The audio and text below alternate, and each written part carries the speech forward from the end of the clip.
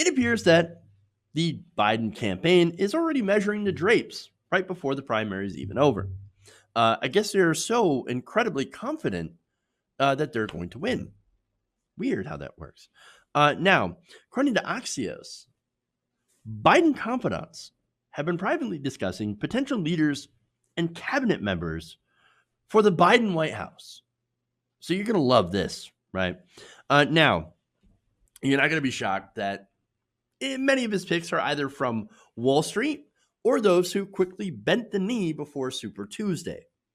Several high profile possibilities were discussed, including John Kerry, Biden's surrogate, very establishment.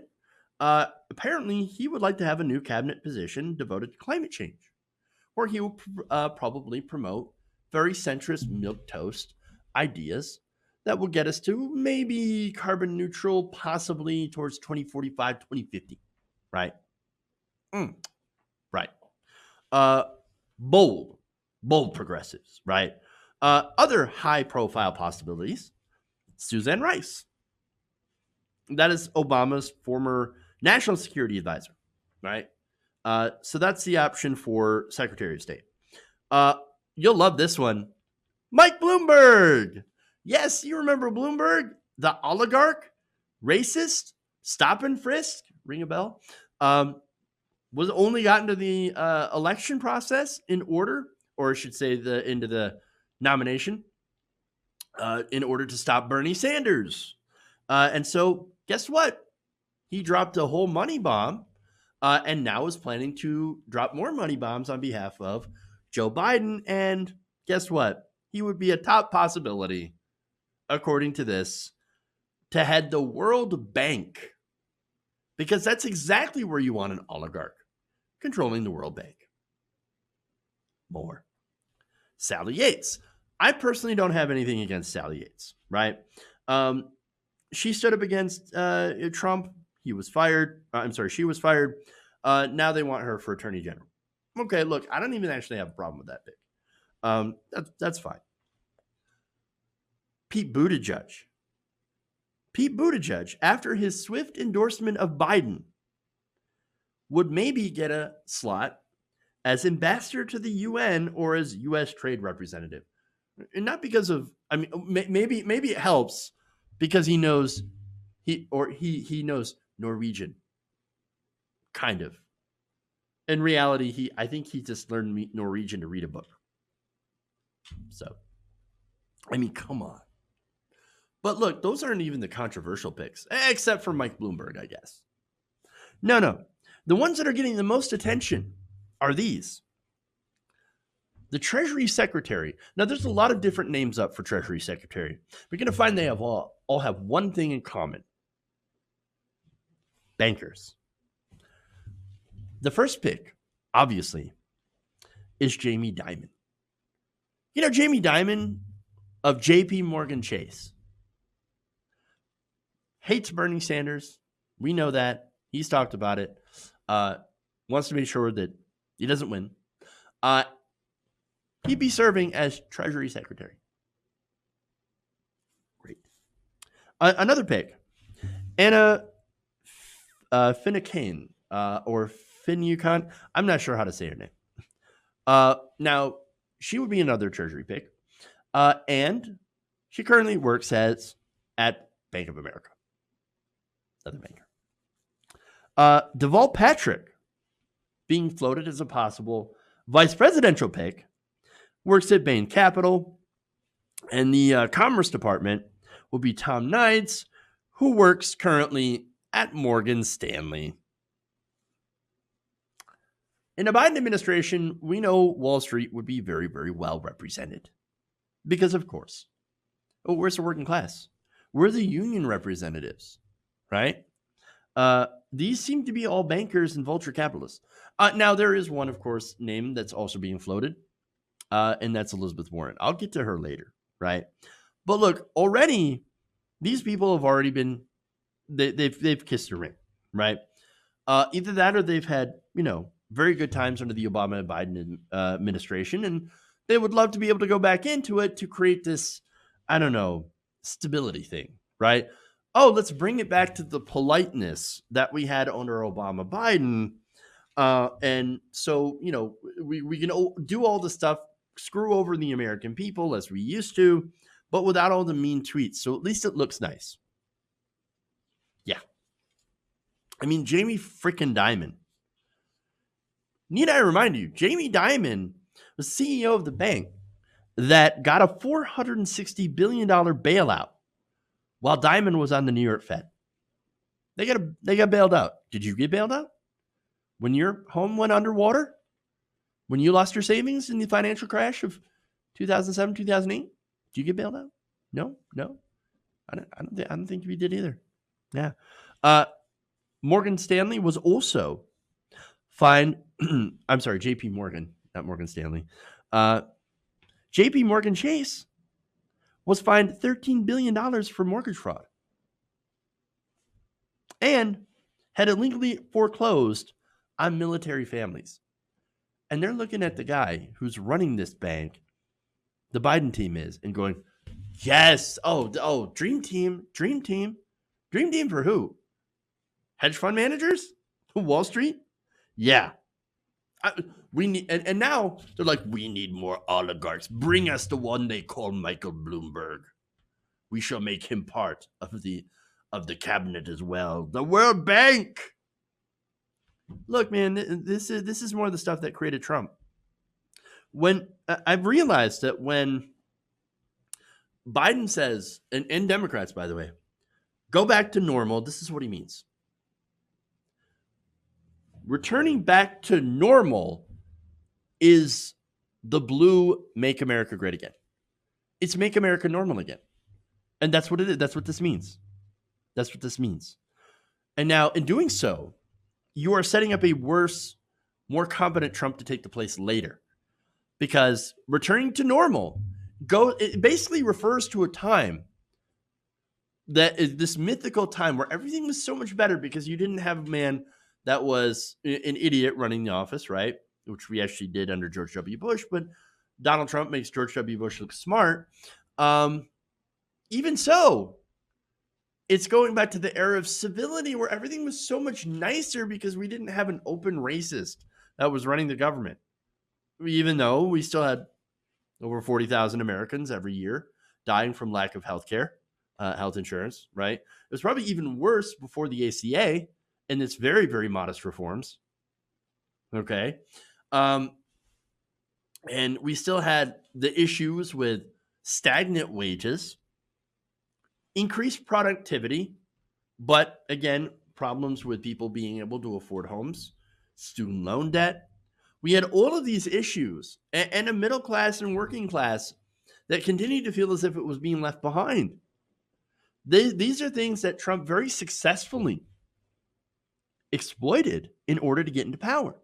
If you don't fix those central issues, well then, and all you do is, well, I mean, put in a person who's just a nicer face on all the crap that we've already been going through, then you're not actually really doing anything. And so how do you not know this? How does anybody not know that they are the blue MAGA? Going back to this fictional time where everything was great under Obama.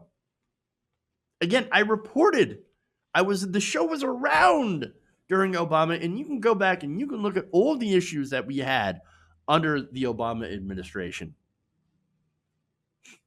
You can't go back to that. We can't return to that because that didn't exist.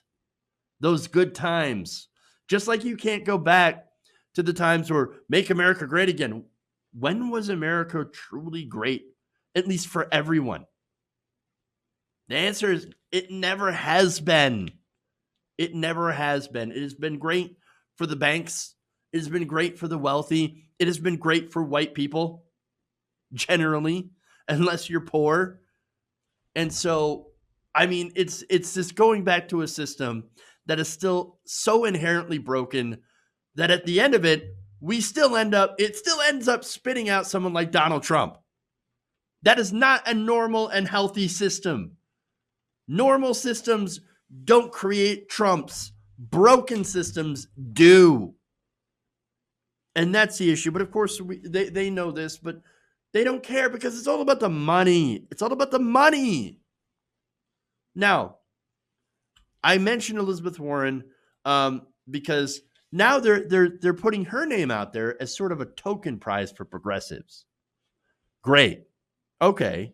All right. So here's what we're gonna do. Right. She says, according to the article, some Biden advisors, they say, hope he could overcome hard feelings from the Obama years and pick Warren for VP to excite party progressives. You know how many progressives that would excite? None. None. At this point, Elizabeth Warren has been canceled by a lot of progressives. Look, I'm not saying cancel her. I'm not saying I canceled her. I'm just saying that a lot of progressives don't trust her at all. Not just, look, for twice, by the way, and the reasons. For twice not endorsing Bernie Sanders before Super Tuesday, right? And also, even not endorsing him after dropping out this time. Spending a half hour with Rachel Maddow going off about mean Bernie bros online. I mean, it's, come on, dude. Really? Really? Yeah, no, she's, if you haven't already, it's very likely you'll cancel her, especially if she ends up getting a VP nod, which wouldn't make any sense. Again, Delaware, Massachusetts, they're fairly close. You know, you wouldn't have any good luck with that kind of ticket. I mean, seriously. All right, but anyway, also high on the list of potential Biden picks are African Americans, Senator Kamala Harris, who endorsed him over the weekend, Senator Cory Booker, who endorsed early Monday morning, of course, right? So now we've got Harris and Booker. Hey, look at me, pick me for VP. I'd be great. Not only that, you have Amy Klobuchar's name being floated. Klobuchar. I mean, sure, why not? Klomentum. To add to the Joe-mentum. I mean, ridiculous, right? But no. Some people say the establishment did not get these people to drop out and endorse Joe Biden. You Bernie bros with your crazy conspiracies. That never happened. Oh, no. What happened is centrists did what they were supposed to do. They cleared the field for Joe Biden after North Carolina. I'm sorry, after South Carolina, right? In order to boost Joe going into Super Tuesday, and it was effective. And the reason I say that it was effective is because it was an obvious political play. Bernie Sanders benefited from a team, a side that was fractured. And so, yes, he was able to slide in and become the obvious pick.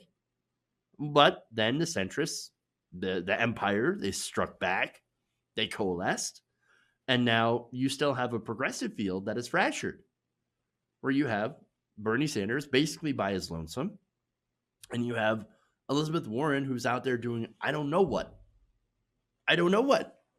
Who knows?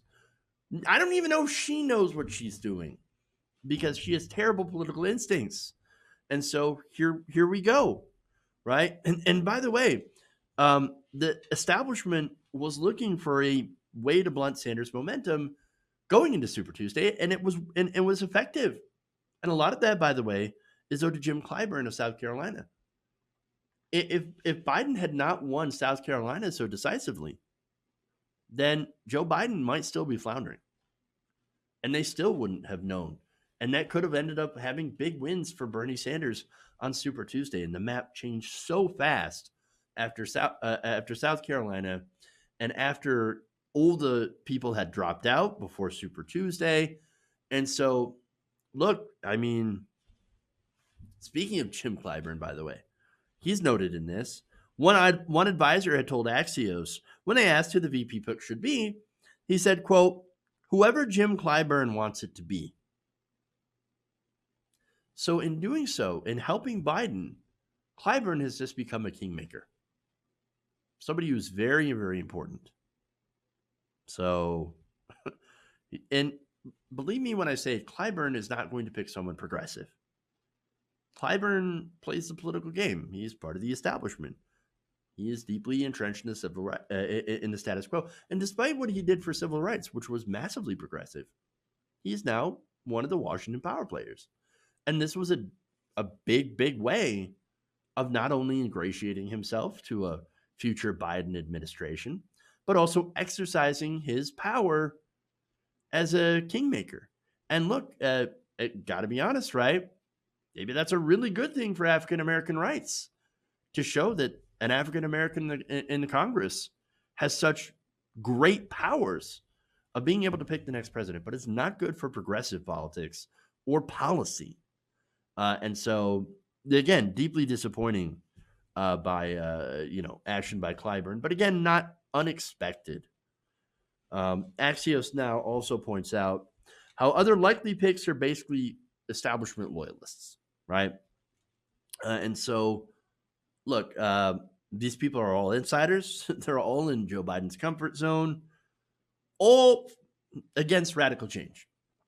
They are not in favor of radical change whatsoever. And so, of course, this just further buttresses the argument of status quo Joe, which unfortunately, in a time where I still think that there's an appetite for radical change. I mean, you look at exit polls, which show that policy is really important, and that progressive policies are overwhelmingly popular with the American people. Still, you have voters that are unfortunately choosing to go with the comfortable, and that's Joe Biden. And so, look, I don't know. I don't know how to fix that. But I do know that with his cabinet, Joe Biden is obviously showing everyone that I'm not even going to try to fix the system. I'm just going to return to a time when polite oligarchy reigns, and we're going to have polite and civil discourse while we let the big corporations and the banks continue to screw you over. Hey guys, hopefully you enjoyed that free video. Now I'm going to have to ask you a favor. Between the demonetization and the YouTube algorithm messing around with view counts, etc., we're having a hard time adjusting to the new YouTube reality, which is where you guys come in. See, we have a patreon.com/TYTNation set up to help us rely on you guys, the viewers, instead of big corporate ads. Look, you know the show. You know how I'm not in favor of big corporations anyway. So help us transition away from relying on the ad model to pay the bills and sign up to be a patron, patreon.com/TYTNation. That goes a long way to help us keep the lights on. And you guys will know that you're supporting independent progressive media.